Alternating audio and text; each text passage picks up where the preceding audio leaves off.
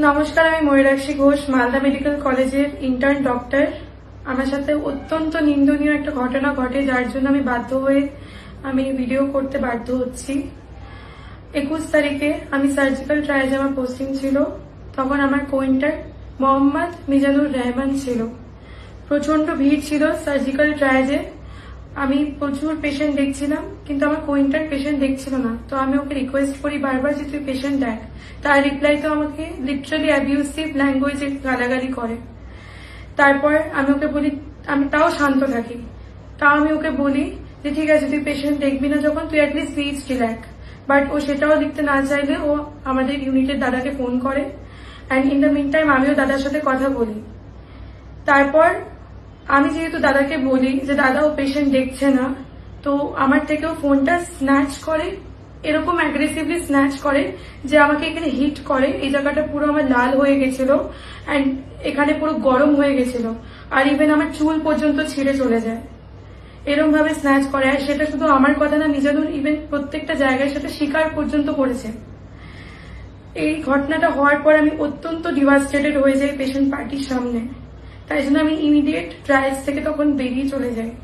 বাইরে গিয়ে ট্রমা সেন্টারের বাইরে গিয়ে আমি আমাদের সিনিয়র দাদাকে কল করি, আমি জানাই ব্যাপারটা। সিনিয়র দাদা বলে এটা তোদের পার্সোনাল ম্যাটার, আমার না ঢোকাটাই ভালো, তোরা পার্সোনালি সলভ করে নে। বাট আমি জিনিসটাতে স্যাটিসফাইড না হয়ে আমি কাঁদতে কাঁদতে আমার ব্যাচমেটকে কথাটা শেয়ার করি।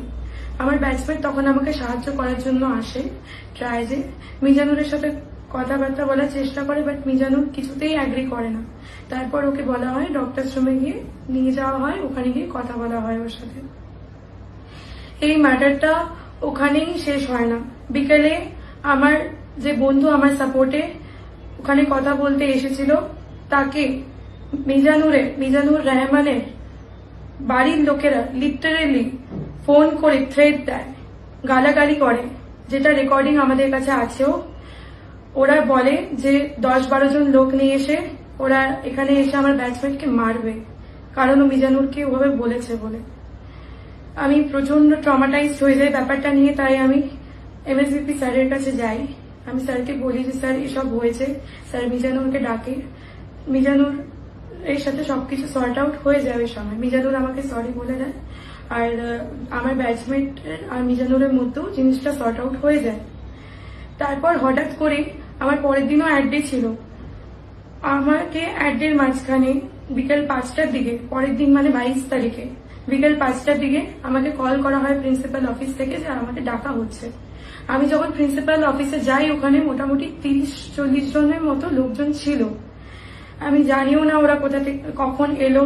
ওরা আমাদের জুনিয়র ছিল, আমাদের ব্যাচমেট ছিল, কিছু লোকজন জুনিয়র ছিল। আমি ওখানে যাই, প্রিন্সিপাল স্যার আমাকে জিজ্ঞেস করে, আমি আমার স্টেটমেন্টটা দিই, পুরোপুরি দেওয়া হয় আমার স্টেটমেন্ট। মিজানুরের স্টেটমেন্ট দেওয়া হয়, সেখানেও মিটমাট করা হয়। বাট ওরা মিটমাটটাকে মানতে পারে না, যার জন্য ওরা আমাদের আটকে রাখে। আমাকে, আমার ব্যাচমেট যে আমাকে হেল্প করতে এসেছিল সহ আরো 2 জনকে, টোটাল 4 জনকে ওখানে আটক করে রাখা হয়। আমি অন ডিউটি ছিলাম তখন। আমাকে বিকেল 5টা থেকে সকাল 6টা অবধি আটকে রাখা হয়। ইভেন প্রিন্সিপাল স্যারকেও আটকে রাখা হয়। 30 জন মিলে চেপে ধরে। তারা both side of the story জানার চেষ্টাও করে না। তারা শুধু মিজানুর তাদেরকে ডেকে এনেছে বলে মিজানুরের সাইডটা জানে। অ্যান্ড আমাদের সবাইকে আটকে রাখে। প্রিন্সিপাল স্যার বারবার ওদেরকে রিকোয়েস্ট করে যে আমরা অন ডিউটি ডক্টর, আমাদের ওরা এভাবে আটকে রাখতে পারে না। তাও ওরা বারবার আমাদের আটকে রাখে, আমাদের বাইরে যেতে দেয় না।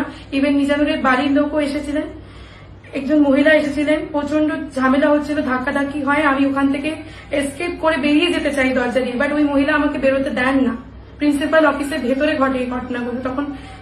তখন সব গার্ডরা আটকাতে আসে অ্যান্ড প্রচন্ড ধাক্কাধাক্কি হয় সে সময়।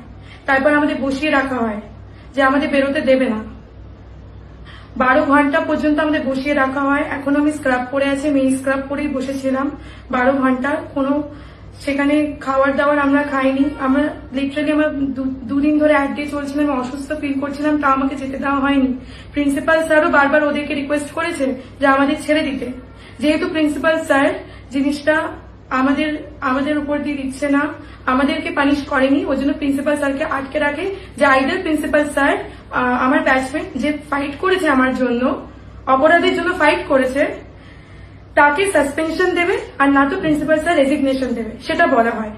সেটার জন্য আমাদের 12 ঘন্টা মতো আটকে রাখা হয়, জোর জবরদস্তি করা হয়, যা তা গালিগালাজ করা হয়, লিটারালি মেন্টাল হ্যারাসমেন্ট করা হয় এই 12 ঘন্টা আমাদের। আমার বাড়িতে আমার মা লিটারালি ফোন করে পুলিশকে, সারা রাত ধরে খুবই সিচুয়েশন খারাপ থাকে, আমরা লিটারালি অসুস্থ হয়ে যাচ্ছিলাম, লিটারালি যা তা করে আমার মেন্টাল হ্যারাসমেন্ট করা হয় ওখানে। এত কিছু করার পর আমাকে বলা হয় যে আমি ফলস অ্যালিগেশন দিচ্ছি। আমার ব্যাপারটা শোনাও হয় না, যখন আমি বলতে চাই আমার ঘটনাটা তখন ওরা এমন চিল্লায়, 30 জন মিলে চিল্লায় যে আমার ঘটনাটা কেউ শুনতেও পারে না। তো আমি এর জন্য, যেহেতু আমি আমার ঘটনাটা বলতে পারিনি ওখানে, আমি পুরোপুরি এক্সপ্রেস করতে পারিনি, তাই আমি এখানে এক্সপ্রেস করছি। আর মিজানু নিজে স্বীকার করেছে যে আমার চুল, আমার থেকে ফোন নিয়েছে যেটার জন্য আমার চুল পর্যন্ত ছিঁড়েছে, বাট সেটাকে ওরা খুবই মিনিমাম একটা ঘটনা হিসেবে ট্রিট করেছে, বলে ফোন কেড়ে নেওয়ার সময় নাকি চুল ছিঁড়তেই পারে। আমি আজকে বলি যে এই বিহেভিয়ারটা কি জাস্টিফাইড? একটা অন ডিউটি ডক্টরের সাথে এই বিহেভিয়ার জাস্টিফাইড হাজারটা পেশেন্টের সামনে? আমি এটাকে অ্যাকসেপ্ট করতে পারছি না। অ্যান্ড যেহেতু প্রিন্সিপাল স্যার আমাদের উপরে অ্যাকশন নেয়নি, দ্যাটস ওয়াই আমাদের আটক করে রাখা হয়েছিল। আমি যথেষ্ট মেন্টালি ডিভাস্টেটেড। মিজানুরের বাড়ি থেকে লোকজন পর্যন্ত এসেছিল, আমার ব্যাচমেটকেও খোঁজাখুঁজি করছিল। তো আমরা এত থ্রেট ফিল করেছি যে আমরা কলেজ পর্যন্ত রিটার্ন করিনি। আমি এখনো বাইরে আছি, আমি কলেজে ডিউটি পর্যন্ত করতে যাইনি। আমার আজকেও ডিউটি ছিল, আমি জয়েন করিনি ডিউটিতে, বিকজ আমি এত থ্রেট ফিল করেছি। প্রিন্সিপাল স্যার 1000 বার বলার পরে আমাদের ওখান থেকে ছাড়া হয়নি, ঘেরাও করা হয়েছে ওখানে, এন্ড সেটার ভিডিও পর্যন্ত আমার কাছে আছে।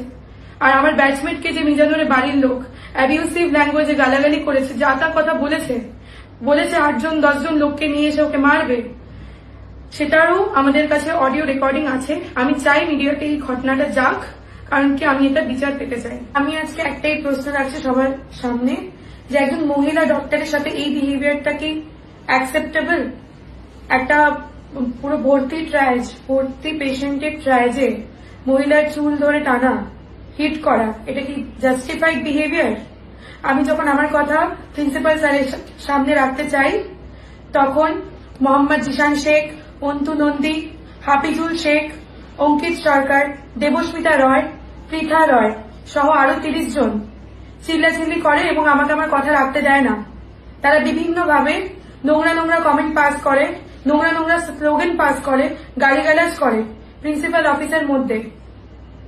আমি এটার এগেইনস্টে অ্যাকশন চাই।